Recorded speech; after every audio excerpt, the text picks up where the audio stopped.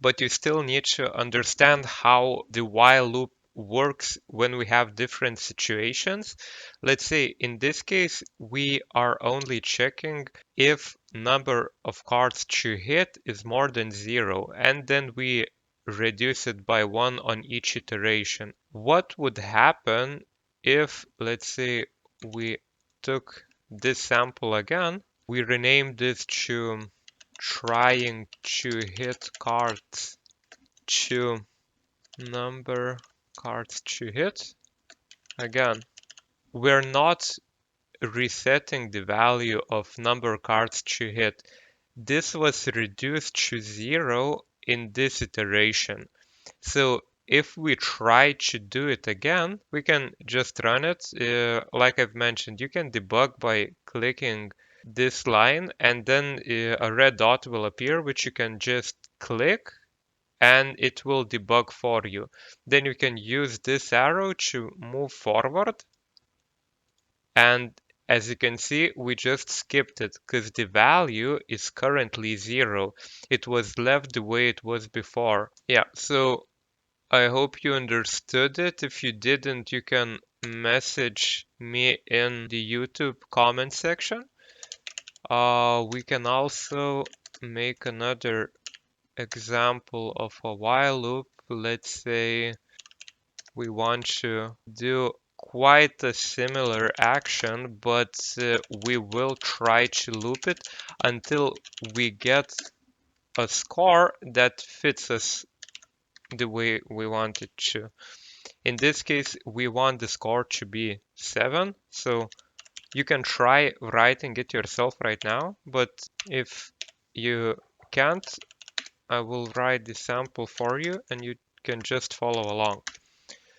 Okay, so the thing is, oopsie daisy, here it was supposed to be card score is not equal to 7. You could also write it like this, but the problem would be that it would stop most of the time on the first loop because it would be okay and fine until we get the 7. In our case, we want everything but the 7. We want 7 to be the last card that we hit. Then we can just write down this, hit card, and we will put a breakpoint over here because I don't want us to skip over. Well, okay, we can check it out how it looks like, but in general, you will be able to see pretty much like this. And if we looked at our terminal, we could see that we're not getting a 7. And we can continue this very long. If you want, you can even click continue, which will skip to the next iteration. In our case, as you can see, we got card score 7 only on our maybe 10th or 11th try. So yeah, if we did this like this, it would be a lot faster. It's a technique to skip a lot of stuff. In this case, we got it on the second try. In this case, we got it on pretty much the same case like the last time on 11th or something like that. Okay, so this is good regarding the possible cases when we want to loop until we get a specific number. In our case, we won't be using this technique, but in other applications, it's quite useful. Okay, and the last thing that I want to show you regarding while loops is conditional matching when we have, let's say, two variables. So I will probably stick to this printing line. Then we can write down hitting card until card hit amount is less than number cards to hit. We will need to create this variable, but in our case we can just change this part. Then we can create a new variable, just like I've mentioned before, press Control D to duplicate, copy, and paste, where I'll write with value of 0, so we can continue on. And then we can just increment this value.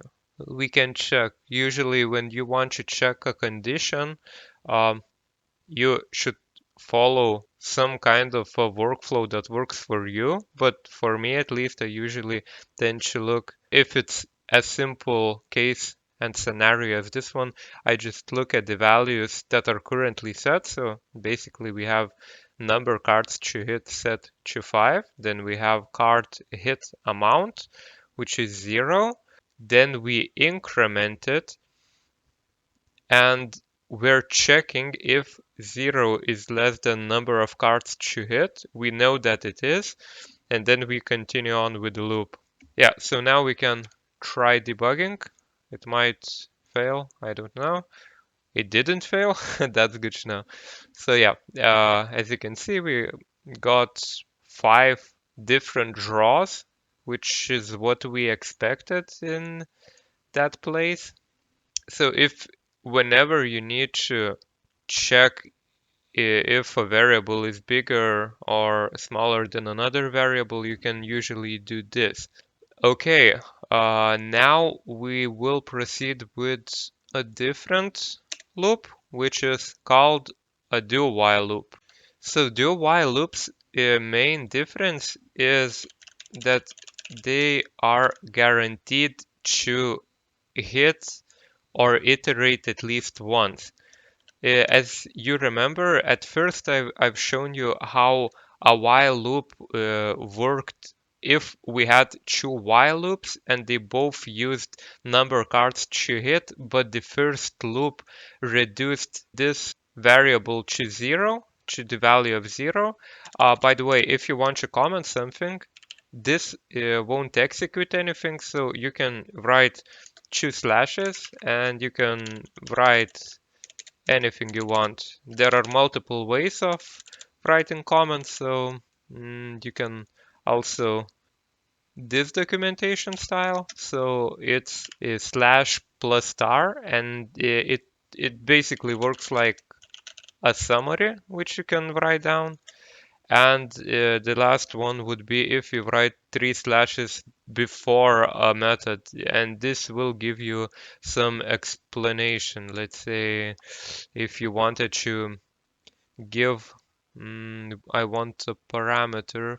So yeah, let's say we wanted to give this one some summary information. This method, we could basically write this method prints out the total score.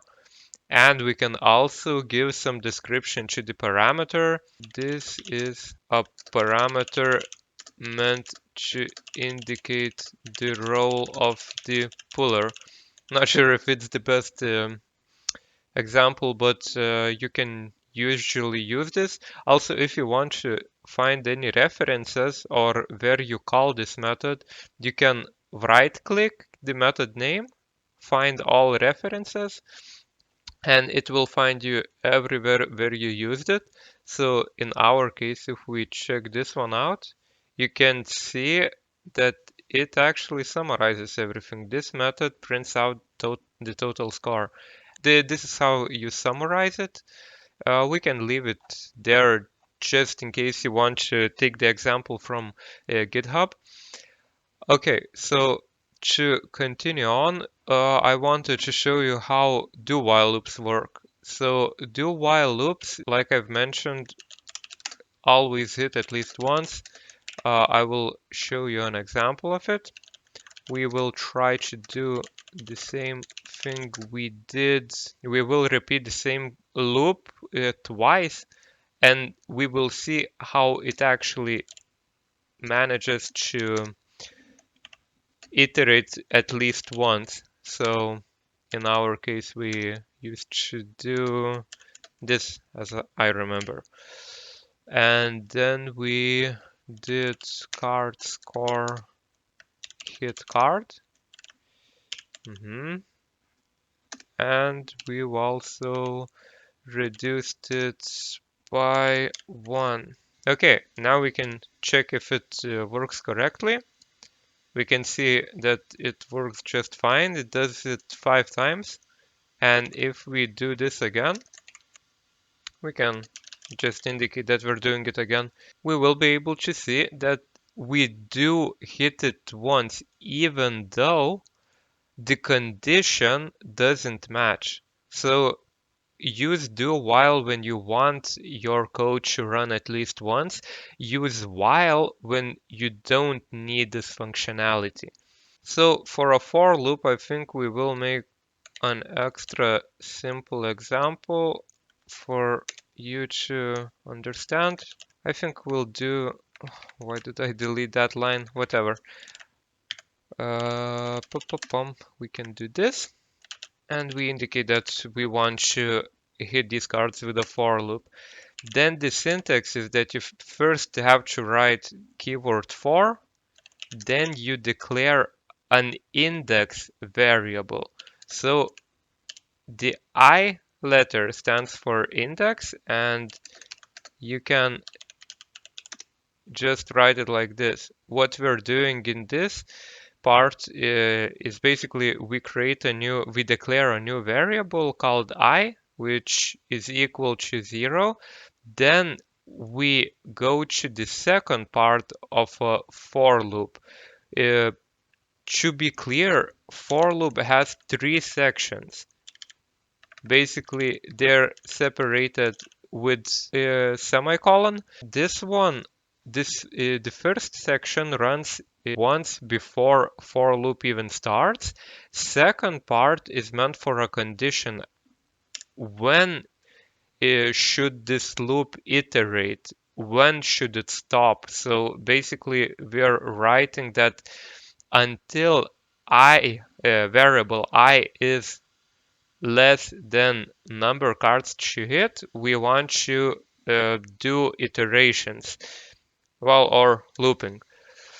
And third section, which is also separated by a semicolon, is incrementary. So we usually just increment some kind of variable. Usually you will see this kind of example. And we use for loop when we know the precise number of times we want to iterate through something. In our case, we just want to iterate through I, and the only thing that we want to actually do is, well, the same thing that we did with every single example, and that is that we want to hit cards this many times, from 0 to the number of cards to hit, which is 5, and yeah, and it increments every time. Like I've shown you the example with variables, it's the same, but the structure of this loop is a lot better. Okay, it got stuck, sorry. Yeah, and now that it's unstuck, we can see that it actually did hit those 5 times. And yeah, if you have any questions, be sure to comment them. And the last loop that I will be showing you as an example without any practical use in our application is a for each loop. Thank you for listening. In part 3, we will finally add loops to our own game as well as get to beat homework challenge on our own.